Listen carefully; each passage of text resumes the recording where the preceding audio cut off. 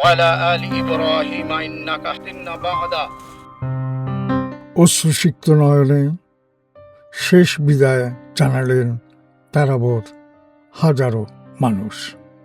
রাজশাহীর তারাবতে 2 বছরের শিশু সন্তান সাজিদ মারা গেছে।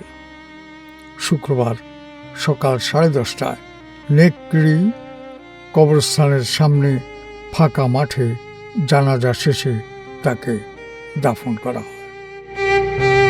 জানাজার মাঠে ঢল নামে হাজারো মানুষের।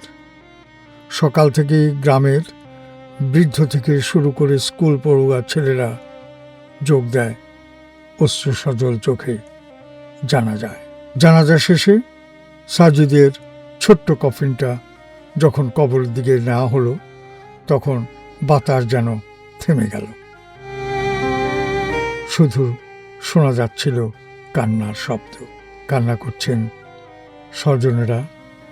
একটি শিশুর জানাজা, যেখানে অংশ নিয়েছে পুরো গ্রাম।